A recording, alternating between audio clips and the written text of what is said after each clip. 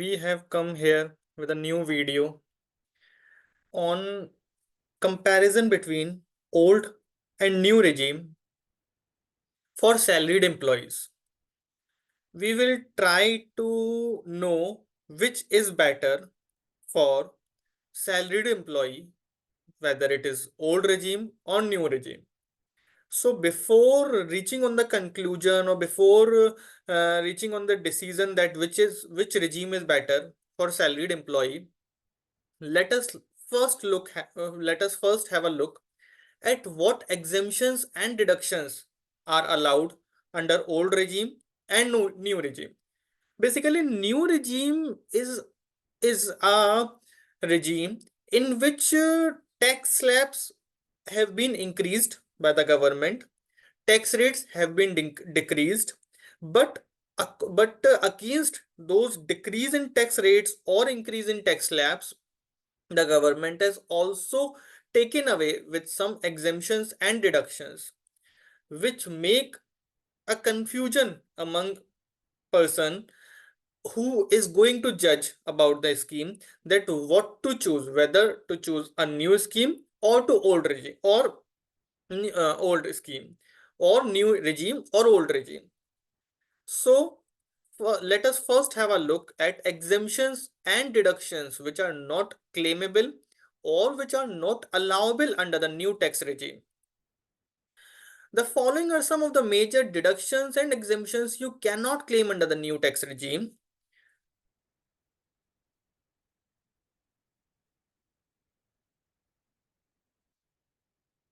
The first is the standard deduction given under section 80 TTA, 80 TTB. 80 TTA and TTB allows deduction for interest earned on saving bank account or FDRs. So this has been taken away in new regime. Second, professional tax and entertainment allowance on salaries. Earlier, the professional tax paid by the employees were and entertainment allowance were allowed as a deduction. Now it has been taken away with in the new regime. Third is leave travel allowance. Fourth is HRA. Fifth is minor child income allowance. Fifth is helper allowance. HRA earlier and now also is a very big exemption which employees used to claim while paying rent for the premises they have taken on rent. But the exemption towards HRA has been taken away with in the new regime. They, these are the some exemptions and deductions which government has taken away from us in the new regime, which actually creates a confusion in our mind that what to choose, whether to choose income old regime or new regime. So minor child income allowance, helper allowance, child education allowance, special allowances, 10 subsection 14. 10 subsection 14 में कुछ special allowances हैं जो कि आप को deductions मिलते थे old regime में, लेकिन उनको न्यू रिजीम में हटा दिया गया है.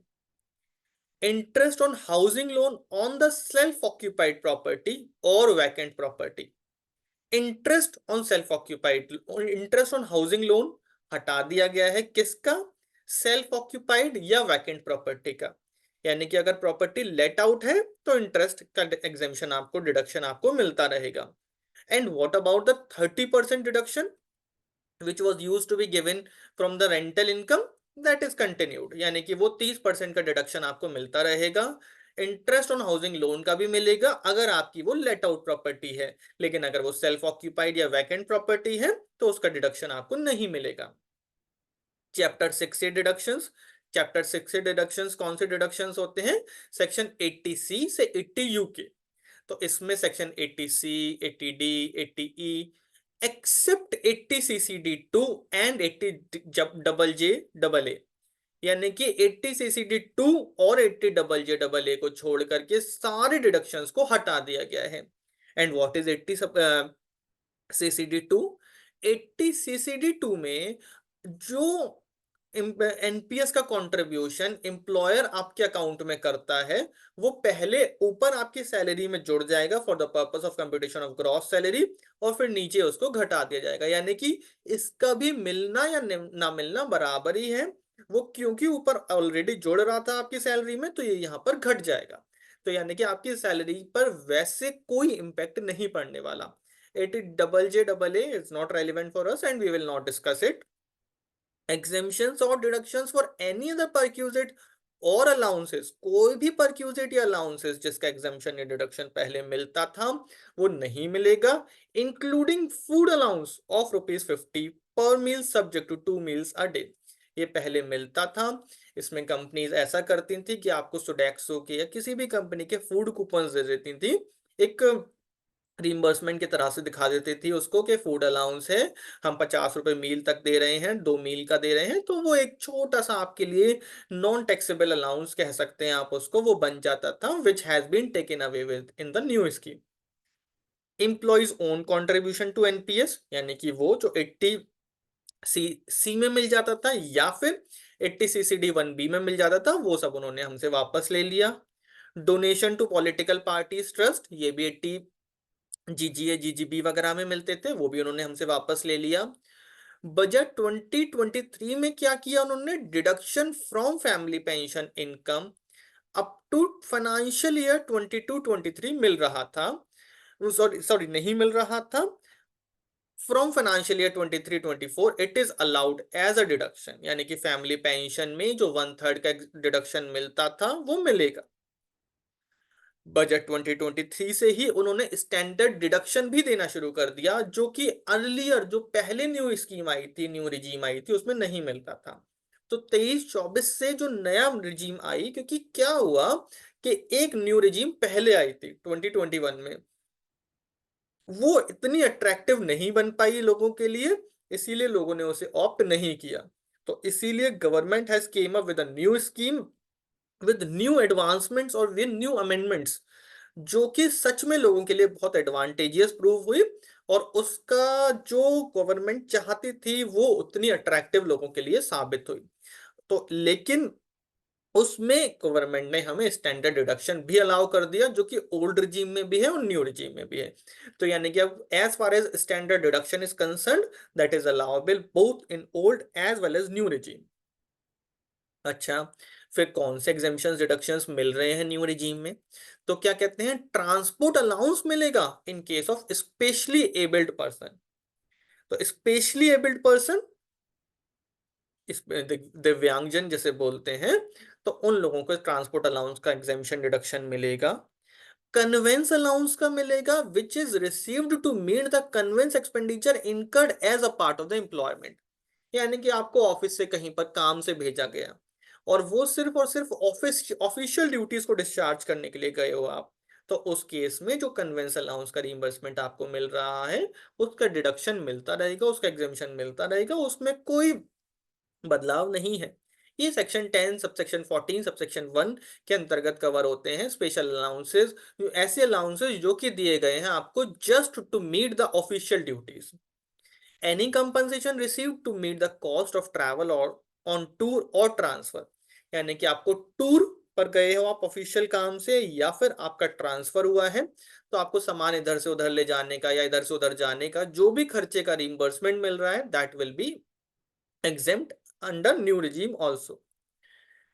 Daily allowances received to meet ordinary regular charges or expenditure you incur on account of absence from his regular place of duty, यानी कि मान लीजिए कि आपका प्लेस ऑफ बिजनेस दिल्ली है, लेकिन आपकी कोई मीटिंग बेंगलोर में है और आपकी कंपनी ने आपको बेंगलोर भेज दिया 5 दिन के लिए, तो बेंगलोर जाने पर जो बेंगलोर आने जाने का खर्चा होगा वो एग्जेम्प्ट है। साथ के साथ बेंगलोर में रहने के लिए आपको एक डेली अलाउंस मिलेगा। डेली अलाउंस होता है वहां के छोटे मोटे खर्चे, खाने पीने इस तरह के खर्चों को मीटअप करने के लिए, वो सब मिलेंगे, तो वो भी आपके वैसे के वैसे एग्जेम्प्ट हो जाएंगे। वो न्यू स्कीम में भी है और ओल्ड स्कीम में भी, यानी कि उनके एग्जेम्पशन डिडक्शन में कोई बदलाव नहीं है। कोई भी परक्यूजिट जो कि आपको ऑफिशियल पर्पस के लिए मिल रहा है, वो अभी भी एग्जेम्प्ट है। जैसे कि आपको ऑफिस के काम के लिए गाड़ी मिली हुई है, तो उसका परक्यूजेट अभी भी आपकी न्यू रिजीम हो या ओल्ड रिजीम हो आपके लिए एग्जेम्प्ट रहेगा। वॉलेंटरी रिटायरमेंट पर कोई एग्जेम्पशन मिल रही है, ग्रेचुटी की एग्जेम्पशन है, लीव एनकैशमेंट की एग्जेम्पशन है। Interest on loan, home loan on let out property, तो जैसे अभी हमने ऊपर डिस्कस किया था, अगर आपकी हाउस प्रॉपर्टी सेल्फ ऑक्यूपाइड है या फिर वैकेंट है तो नहीं मिलेगा, लेकिन लेट आउट है तो मिलेगा। गिफ्ट्स अप टू ₹50,000 एग्जेम्प्ट रहेंगे। Deduction for employers contribution to NPS account exempt रहेगा। Deduction for additional employee cost, जो भी हमने ऊपर बात करी थी ना, दो मिलेंगे सिर्फ 80CC-D2 और 80JJAA, वो मिलेगा। इन्होंने बोला कि भाई आपको स्टैंडर्ड डिडक्शन भी मिलेगा न्यू टैक्स रिजीम में, जो कि पहले नहीं मिल रहा था न्यू टैक्स रिजीम में। ओल्ड में तो वो हमेशा से मिलता आ रहा है पर न्यू में नहीं मिल रहा था। जो ऊपर हमने फैमिली पेंशन का डिस्कशन किया कि भाई फैमिली पेंशन में जो डिडक्शन मिलता है वो भी मिलेगा न्यू रिजीम में। इन्होंने एक बजट 2023 में एक और नया डिडक्शन दिया, डिडक्शन ऑफ अमाउंट पेड और deposited in the Agniveer corpus fund under section CCH2। तो अगर कोई भी पैसा अग्निवीर कॉर्पस फंड में जमा करते हैं तो उसमें भी उसका भी डिडक्शन मिलेगा अंडर द न्यू रिजीम। तो देखिए, जैसे अब हम इसको एक छोटा सा टेब्यूलर फॉर्म में पढ़ लेते हैं। ओल्ड टैक्स रिजीम में क्या है, न्यू टैक्स रिजीम, जो पुरानी वाली न्यू टैक्स रिजीम थी, यानी कि न्यू टैक्स रिजीम में मैंने आपको बताया ना, दो दो बन गई। एक पहले जो सरकार 2023 से पहले चला रही थी, लेकिन 2023 में सरकार ने उसे और अट्रैक्टिव बनाया और लुक्रेटिव बनाया, जिसने असल में सबके माइंड में डाउट डाला कि क्या हम न्यू रिजीम में रहें या ओल्ड रिजीम में रहें, क्योंकि पहले ही जो ओल्ड रिजीम न्यू रिजीम थी उसमें बहुत हद तक लोग क्लियर थे कि नहीं, हम तो ओल्ड रिजीम में ही रहेंगे। तो वही सारी बातें जो हमने आपको बताई, स्टैंडर्ड डिडक्शन मिलेगा, लेकिन इसमें रिबेट को उन्होंने 5 लाख से बढ़ा करके 7 लाख कर दिया। हमने बताया आपको शुरू में कि भाई न्यू रिजीम का फायदा क्या है, स्लैब बढ़ा दिए गए, टैक्स घटा दिए गए। इफेक्टिव टैक्स फ्री सैलरी कितनी हो गई आपकी, यहाँ पर आपका स्लैब है 5 लाख और 50,000 का आपको स्टैंडर्ड डिडक्शन मिल रहा है, तो आपको 5 + 50 5.5 लाख, और यहाँ पर 7 + 50 7.5 लाख। लेकिन जो पुरानी ओल्ड न्यू रिजीम थी उसमें वो 50,000 का डिडक्शन आपके पास नहीं था, स्टैंडर्ड डिडक्शन। ठीक है। रिबेट, यहाँ पर रिबेट भी लिया है, पहले रिबेट कम थी, 12,500 थी, यहाँ पर उन्होंने इस रिबेट को बढ़ा करके 25,000 पहुंचा दिया। HRA की एग्जेम्पशन ओल्ड रिजीम में है, न्यू में नहीं है। LTA की अभी हमने ऊपर डिस्कशन किया, ओल्ड में है न्यू में नहीं है। ₹50 वाली मील की या अदर अलाउंसेस की ओल्ड में है न्यू में नहीं है। स्टैंडर्ड डिडक्शन ओल्ड में है न्यू में भी है, जो न्यू पुरानी वाली थी उसमें नहीं है। एंटरटेनमेंट अलाउंस प्रोफेशनल टैक्स हमने ऊपर डिस्कशन किया, नहीं है। परक्यूजिट्स ऑफिशियल पर्पस के लिए मिलेगा। इंटरेस्ट ऑन होम लोन अगर सेल्फ ऑक्यूपाइड या वैकेंट है प्रॉपर्टी तो नहीं मिलेगा, लेट आउट है तो मिलेगा। 80C का नहीं मिलेगा। एम्प्लॉय का खुद का कंट्रीब्यूशन एनपीएस में नहीं मिलेगा। एम्प्लॉयर का कंट्रीब्यूशन मिलेगा, क्यों? क्योंकि वो आपकी ग्रॉस सैलरी में भी जुड़ेगा और नेट सैलरी में भी जुड़ेगा, तो उसका इम्पैक्ट आपकी सैलरी पर निल है। मेडिकल इंश्योरेंस प्रीमियम नहीं मिलेगा। 80U डिसेबल्ड इंडिविजुअल्स का नहीं मिलेगा। 80C एजुकेशन लोन का नहीं मिलेगा। 80EEB इलेक्ट्रिक व्हीकल लोन लेने पर एक एडिशनल डिडक्शन लाई थी सरकार, क्यों लाई थी? कि जी इलेक्ट्रिक व्हीकल लोग खरीदें, इसको प्रमोट करने के लिए। वो न्यू रिजीम में नहीं है। पॉलिटिकल पार्टी को दे रहे हो, नहीं मिलेगा न्यू रिजीम में। सेविंग बैंक का इंटरेस्ट 80TTA TTB का नहीं मिलेगा। चैप्टर 6 से की और सारे डिडक्शंस कुछ भी नहीं मिलेगा न्यू रिजीम में। अग्निवीर कॉर्पस फंड में पैसा जमा कर रहे हो 80CCH में, ओल्ड में भी मिलेगा न्यू में भी मिलेगा, लेकिन जो न्यू पुरानी वाली है उसमें नहीं मिलेगा, क्यों? क्योंकि उस समय होता ही नहीं था, ये आया ही 1 नवंबर 2022 से है। डिडक्शन ऑन फैमिली पेंशन मिलेगा, 50,000 तक के गिफ्ट्स का मिलेगा, वॉलेंट्री रिटायरमेंट मिलेगा, ग्रेचुटी मिलेगा, लीव एनकैशमेंट मिलेगा, डेली अलाउंस मिलेगा। डेली अलाउंस क्यों मिल रहा है? क्योंकि वो ऑफिशियल खर्चे के लिए है। कन्वेंस अलाउंस भी मिलेगा, transport allowance for specially abled person भी मिलेगा। ठीक है। तो अब हमने क्या देखा कि ओल्ड रिजीम में क्या मिलेगा, न्यू रिजीम में क्या मिलेगा। ओल्ड रिजीम में सब कुछ मिलता है, न्यू रिजीम में कुछ एग्जेम्पशंस डिडक्शंस को खत्म कर दिया गया है। न्यू रिजीम में उन एग्जेम्पशंस डिडक्शंस को खत्म करने की रीजन क्या है कि उन्होंने स्लैब को बढ़ा दिया है 5 लाख से 7 लाख, और टैक्स के रेट को घटा दिया है। तो जब टैक्स का रेट भी घटा दिया, स्लैब भी बढ़ा दिया, तो कुछ तो इनकम में से एग्जेम्पशन डिडक्शंस हटाएंगे ना। अदरवाइज ओल्ड और न्यू में अगर इनकम डिडक्शंस बराबर हो जाएंगे, एग्जेम्पशन डिडक्शंस बराबर हो जाएंगे, तो इनकम तो बराबर निकली, पर स्लैब बड़ा मिल गया, टैक्स रेट घटा हुआ मिल गया, तो हर कोई ऑब्वियसली न्यू रिजीम पर चला जाएगा।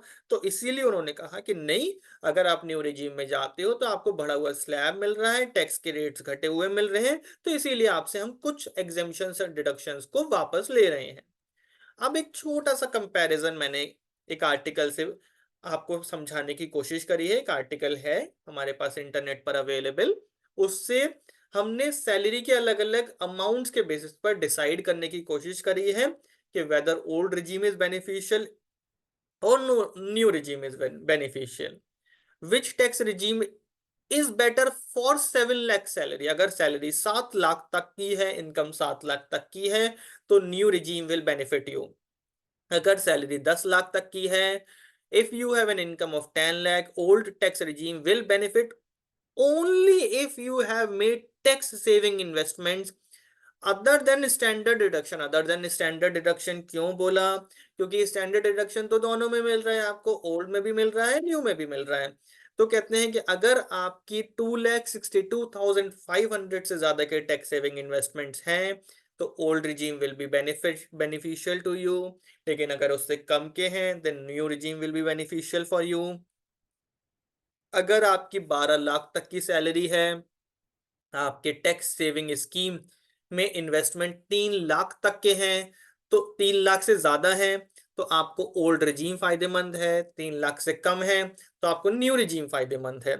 अगर आपकी सैलरी 15 लाख की है, ओल्ड रिजीम में फायदा आपको मिलेगा अगर आपके टैक्स सेविंग इन्वेस्टमेंट्स 3,58,000 3,58,000 रुपीज से ज्यादा हैं। अगर 3,58,000 रुपीज से कम है तो आपको न्यू रिजीम में फायदा मिलेगा। अगर आपकी सैलरी 20 लाख है और आपके टैक्स सेविंग इन्वेस्टमेंट्स 3,75,000 3,75,000 से ज्यादा है, तो आपको ओल्ड रिजीम में फायदा है। लेकिन अगर 3,75,000 से कम है तो न्यू रिजीम में फायदा है। अगर आपकी सैलरी 25 लाख है और आपके टैक्स सेविंग इन्वेस्टमेंट 3,75,000 से ज्यादा है, तो आपको ओल्ड रिजीम में फायदा मिलेगा। अदरवाइज आपको न्यू रिजीम में फायदा मिलेगा। अगर आपके टैक्स सेविंग इन्वेस्टमेंट 3,75,000 से कम है तो आपको न्यू रिजीम में फायदा मिलेगा। अगर आपकी सैलरी 30 लाख है तो वही सेम 3,75,000। अगर 3,75,000 से ज्यादा है तो ओल्ड रिजीम में फायदा है, 3,75,000 से कम है तो न्यू रिजीम में फायदा है। अगर आपकी इनकम 50 लाख है, old regime will be beneficial for you if your total tax saving deductions are 3,75,000 or more, else opt in for the new tax regime। तो हमने एक बार समराइज कर देते हैं क्या पढ़ा, कि क्या देखा हमने। ओल्ड रिजीम, न्यू रिजीम, क्या डिफरेंस। ओल्ड रिजीम में टैक्स, न्यू रिजीम में टैक्स स्लैब्स को बढ़ा दिया गया है, टैक्स के रेट को कम कर दिया गया है, लेकिन उसी की वजह से कुछ एग्जेम्पशंस और डिडक्शंस को हमसे वापस ले लिया गया है। ठीक है, थैंक यू वेरी मच। ये वीडियो मैंने रिक्वेस्ट पर बनाई है, किसी ने मुझसे ये पूछा था कि भाई मेरे को बताइए कि exemptions deduction seven new regime में क्या है क्या नहीं है, व्हाट टू चूज और नॉट, और व्हाट नॉट टू चूज। तो उसी के बेसिस पर ये वीडियो मैंने बनाई है। Thank you very much.